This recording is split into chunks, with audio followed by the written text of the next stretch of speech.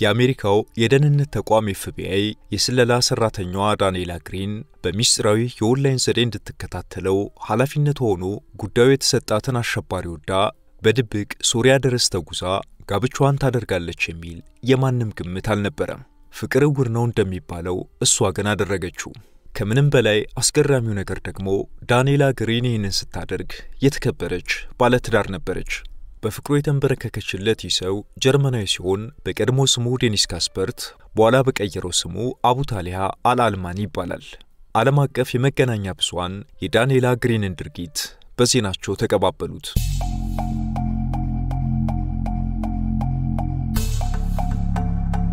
የቀድሞ የአገሪቱ ባለስልጣን ምን አይነት ዝርክርክነት ነው ሲሉ በኤፍቢአይ የደህንነት ተቋም ላይ ተቆጡ።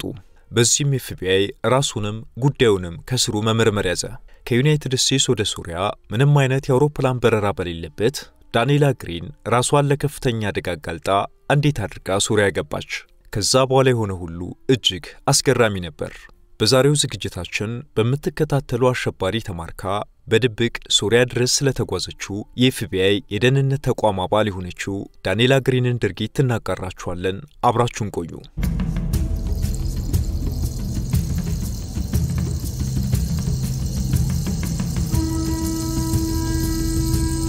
ዳንኤላ ግሪን እንደ አውሮፓ አቆጣጠር በጥር 2014 በፍርድ ቤት መዝገቦች ላይ በመጀመሪያው ገጽ አደገኛ ተብሎ በተጠቀሰው ጀርመናዊ አሸባሪ ላይ በሚደረገው ክትትልና ምርመራ ላይ እንድትሰራ ተመደበች። ግለሰቡ ዴኒስ ካስፐርት በኋላ በቀየረው ስሙ አቡታሊያ አልአልማኒ ይባላል።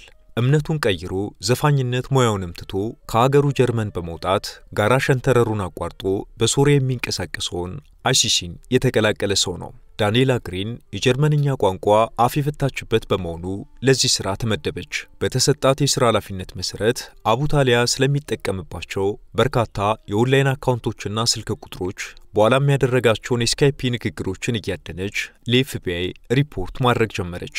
በዚህም ስራዋ ካለቆቹ አድናቆት እየተቸራት ቀጠለች። ታዲያ ውሎ ሲያደር ስለ ሰውየው በመታሰባስባቸው መረጃዎች ላይ በዕለት ተዕለት የክትትል ስራዋ መሃል ልቧ ውስጥ ምን እንደገባ የምታውቀው እሷ ብቻ ነበረች።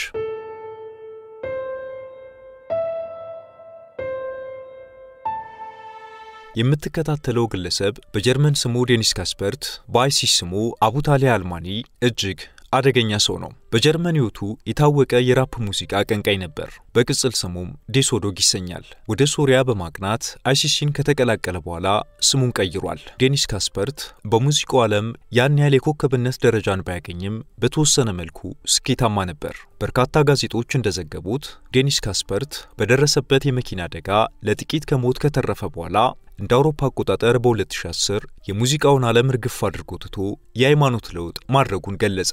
ቀጥሎም ጠንካራ ይዘት ያላቸው ግጥሞችን በመጻፍ ቢንላደንን የሚወድሱና ሌሎችም ሃይማኖታዊ ዜማዎችን እያወጣ መሸጥ ጀመረ። እንደ አውሮፓ አቆጣጠር በ2012 ዴኒስ ካስፐርት ጀርመንን ለቆ በግብጽና በሊቢያ የተወሰነ ጊዜ ካሳለፈ በኋላ በሚቀጥለው ዓመት ሶሪያ በመግባት አይሲስን ተቀላቀለ። መቀላቀል ብቻ አይደለም፣ በአጭር ጊዜ ውስጥም በሽብር ቡድኑ የመሪነትንም ስልጣን አገኘ። በሚያዝያ 2014 ዴኒስ ካስፐርት ለአይሲስና ለመሪው አቡበከር አልባግዳዲ ታማኝነቱን ሲገልጽ የሚያሳይ ቪዲዮ በማህበራዊ ትስስር ገጾች ተለቀቀ። ዴኒስ ካስፐርት አይሲስን ማንም ሊያቆመው አይችልም፣ ጉዟችንም እስከ ዋሽንግተን ድረስ ነው ሲል በቪዲዮ ላይ ይታያል። የቀድሞ ዴኒስ ካስፐርት የአሁኑ አቡታሊያ በአይሲስ ውስጥ ያለው ተቀባይነት እያደገ በመምጣቱና ተጽዕኖ ፈጣሪነቱን በመጉላቱ እጅግ አደገኛ ሰው በሚል ስሙ ጥቁር መዝገብ ላይ ሰፈረ። በዚህም በአሜሪካና በአውሮፓ በጸረ ሽብር ባለስልጣናት ራዳር ውስጥ ገባ። የእነዚህ አህጉራት ደህንነቶች የዴኒስ ካስፐርት እያንዳንዱን እንቅስቃሴና የሚያደርጋቸውን ግንኙነቶች መከታተል ጀመሩ።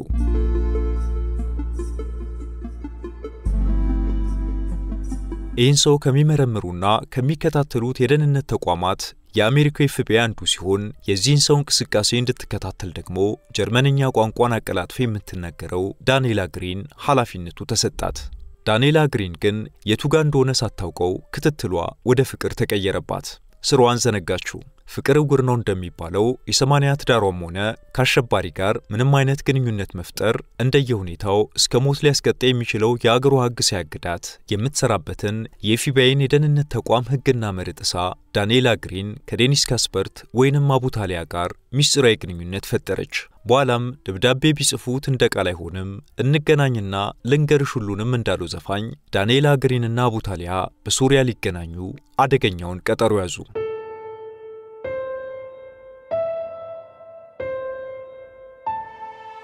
ዳንኤላ ግሪን የበሰበሰ ዝናብ አይፈራም እንደሚባለው የመጨረሻው አደገኛ ውሳኔዋን ተግባራዊ ለማድረግ አንድ ብላ ጀመረች። ወደ ሶሪያ ለመሄድ ተነሳች። በክትትል ስራዋ ምክንያት የቪዲዮ ምስሎቹን ከመመልከቷ ውጪ አቡታሊያን በአካል አታውቀውም። ከዛም ሰኔ 11 2014 ላይ ዳንኤላ ግሪን የውጭ ጉዞ ሪፖርት ፎርም ሞላች። የኤፍቢአይ ሰራተኞችና ተቋራጮች ወደ ውጭ ሀገራት በሚጓዙበት ጊዜ የብሔራዊ ደህንነት ማረጋገጫ ያላቸው ሰነዶችን ማጠናቀቅ ይኖርባቸዋል። በወቅቱ ከአሜሪካዊ ባሏ ጋር ትዳር የመሰረተችው ዳንኤላ ግሪን በቅጹ ላይ ጉዟን የግል ረፍት በማለት ሞላች። ቤተሰቦቼ ለመጠየቅ ስትል ምክንያቷንም በፎርሙላ ያሰፈረች። በተለይም ዳንኤላ ግሪን ወላጆቿን በጀርመኗ ሙኒክ ልታገኝ እንደምትሄድ በፎርሙላ ጨምራ ገልጻለች። በዚህ መሰረት እንደ አውሮፓ አቆጣጠር ሰኔ 23 ቀን 2014 ዓለም አቀፍ በረራ አደረገች።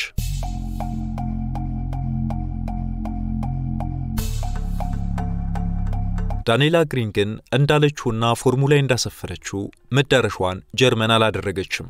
ከዛ ይልቅ በመተኩ በአንድ የመንገድ ትኬት ጉዟን ወደ ቱርክ ኢስታንቡል አደረገች። ቱርክም ገብታ በኤርጎቫን ሆቴል ማረፊያ ክፍል ያዘች።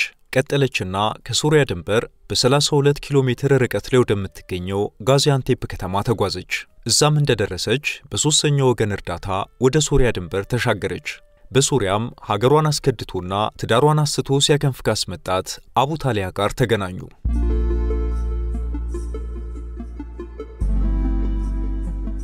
እውነትም ዓለም ለካ እንዲህ ጠባብ ነች። ከኤፍቢአይ ቢሮ እስከ አይሲስ ዋሻ ርቀቱ ለካ እንዲያጭር ነው። ሁለቱ የባላንጣ ሀገራትና የጫፍና ጫፍ ርዕዮተ ዓለም ሰዎች በፍቅር ቀለጡ። እንደ አንድ አሜሪካዊ ዜጋ እንኳን ቢደረግ ለከፍተኛ ቅጣት የሚዳርገውን ተግባር የኤፍቢአይ ዳንኤላ ግሪን በፍቅር ታውራ በድፍረት አደረገችው። ዳንኤላ ግሪንና አቡታሊያ ጊዜ ሳይፈጁ ጋብቻቸውን ፈጸሙ። ከጋብቻቸውም በኋላ ዳንኤላ ግሪን የቀድሞ ታዳኟንና የአሁኑ ባሏን አቡታሊያን እያንዳንዱ እንቅስቃሴው በኤፍቢአይ ክትትል ውስጥ እንዳለ በማስጠንቀቅ አሳሰበችው። የዳንኤላ ግሪን የማይታመን ድርጊትን ኤፍቢአይ ሲደርስበት በተቋሙ ውስጥ ትልቅ ድንጋጤን ፈጠረ።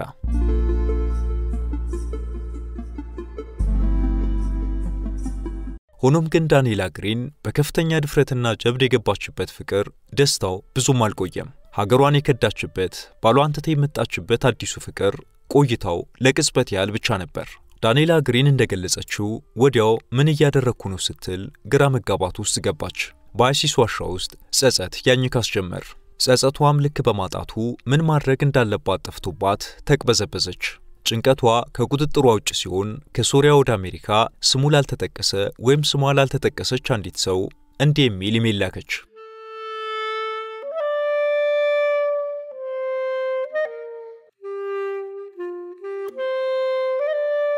ሕጉን ጥሻለሁ፣ ነገሮችን አበለሻሽቻለሁ፣ ደካሞች የሚሰሩትን ሥራ ሰርቻለሁ። እውነት ለመናገር ምን እያደረኩ እንዳለው አላውቅም ነበር ይላል መልእክቷ።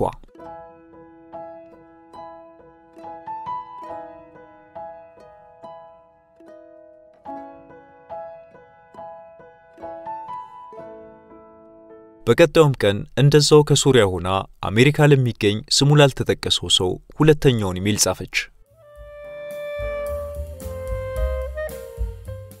በጣም አስቸጋሪ በሆነ አካባቢ ውስጥ ነው ያለሁት። እናም ወደ አሜሪካ በደህና የምመለስ እንደሆነ እርግጠኛ አይደለሁም። እዚህ ለምን ያህል ጊዜ እንደምቆይም አላውቅም። ሁሉም ነገር በጣም ዘግይቷል ይላል ኢሜሏ።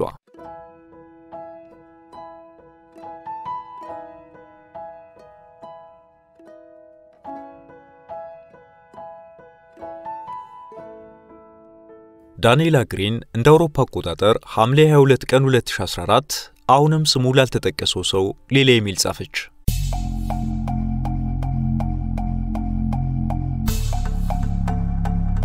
ምናልባት በህይወት ከተመለስኩ ለረጅም ጊዜ እስር ቤት እጎረጎራለሁ። አንዳንዴ ህይወት በቃ እንዲህ ነው። እዚህ ስህተት ውስጥ የገባውባቸውን ቀናት ወደ ኋላ መመለስ ብችል ስለመኛለሁ፣ ግን አይሆንም ይላል መልእክቷ።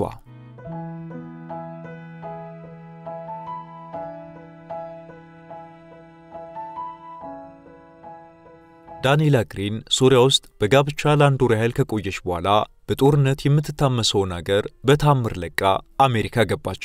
የአሜሪካ መንግስትም ገና ከኤርፖርት በካቴና ተቀበላት።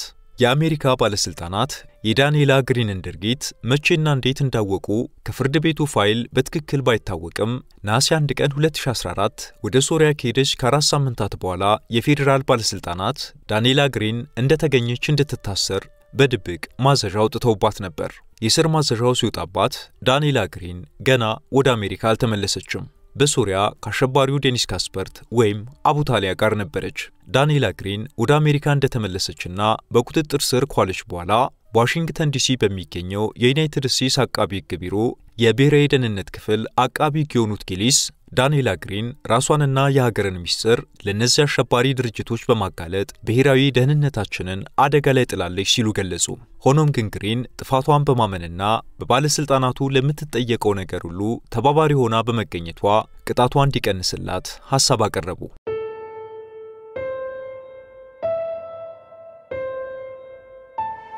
የቀድሞ የውጭ ጉዳይ መስሪያ ቤት ባለስልጣን ጆን ኬርቢ የዳንኤላ ግሪን ተግባር የኤፍቢአይን ድክመት ቁልጭ አድርጎ የሚያሳይ አሳፋሪ ነው ሲሉ ከሷ ይልቅ የደህንነት ተቋሙ ላይ ጣታቸውን ቀሰሩ። ሰውየውም ሲቀጥሉ ዳንኤላ ግሪን ሶሪያ ውስጥ እንደዛ ለመሆን በእርግጠኝነት የሽብር ቡድኑን ይሁንታ አግኝታለች።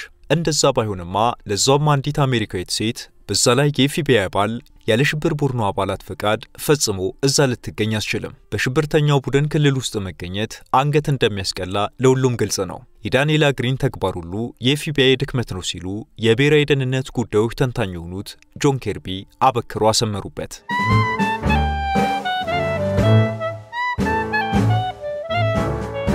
በዳንኤላ ግሪን ጉዳይ ምክንያት የደህንነት ተቋሙ ኤፍቢአይ ድክመቶችን ለመለየትና ለመቀነስ በተለያዩ አካባቢዎች ላይ በርካታ እርምጃዎችን ወስዷል። እርምጃዎቹ ግን ምን አይነት እንደሆኑ በግልጽ የታወቀ ነገር የለም። በዋሽንግተን ዲሲ በሚገኘው የዩኤስ ዲስትሪክት ፍርድ ቤት በቀረቡለት የዳንኤላ ግሪን ማስረጃዎች ላይ በመነሳት አቃቢያን ሕጎቹ ከባድ ቅጣት ይገባታል አሉ። ረዳት የዩናይትድ ስቴትስ አቃቤ ሕግ ቶማስ ጊልስ ግን ዳንኤላ ግሪን የህዝብ አመኔታን ጥሳለች ሲሉ ሐሳባቸውን ጀመሩ። የደህንነት ማረጋገጫዋን የሰጧትን ባለስልጣናትና የባልደረቦቿን እምነት አጉድላለች። ይህንንም በማድረግ የሀገራችንን ደህንነት አደጋ ላይ ጥላለች።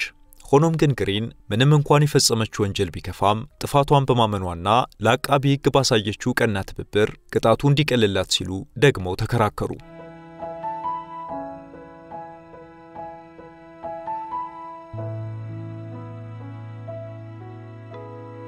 በመጨረሻም ግራቀኙን ያዳመጠው ፍርድ ቤቱ በዳንኤላ ግሪን ላይ ከተገመተው በታች የ2 ዓመት ጽኑ እስራትን አሳለፈ። ይሄ ፍርድ ቤት ውሳኔ አቃቢ ሕጎቹን አስቆጣ።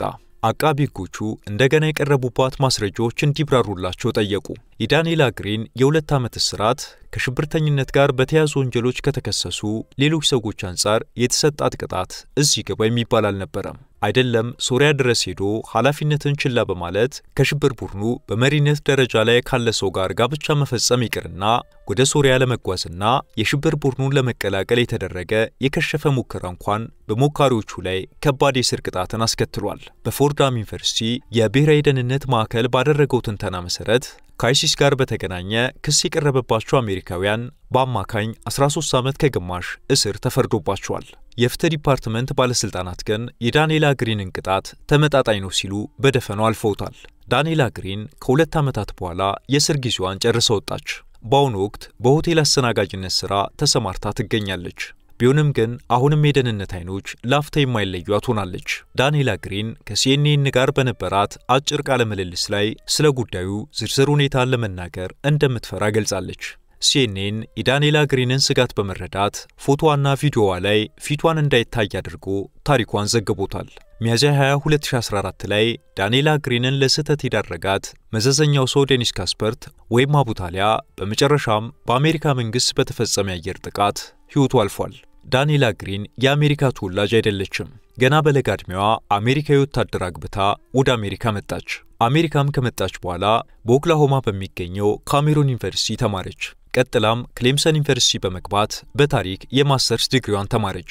ዳንኤላ ግሪን ለኤፍቢአይ የተመለመለችበት አጋጣሚ እንዲህ ነበር። በክሌምሰን ዩኒቨርሲቲ ማስተርሷን ስትማር ጥናታዊ ጽሑፏ ያተኮረው በሁለተኛው የዓለም ጦርነት የፈረንሳይ ሚና ላይ ሲሆን በወቅቱ የጥናታዊ ጽሑፉ አማካሪው የነበሩት የክሌምሰን ዩኒቨርሲቲ ፕሮፌሰር አለን ግሩፕ ዳንኤላ ግሪን በጣም ታታሪ ሰራተኛ እንደነበረች አይቻለው ብለዋል።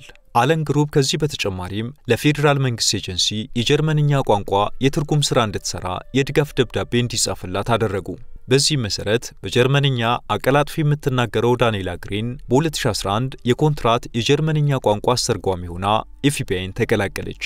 ስትቀላቀልም እንዲህ በቀላሉ አልነበረም። ተደጋጋሚ ማመልከቻዎችን አስገብታለች።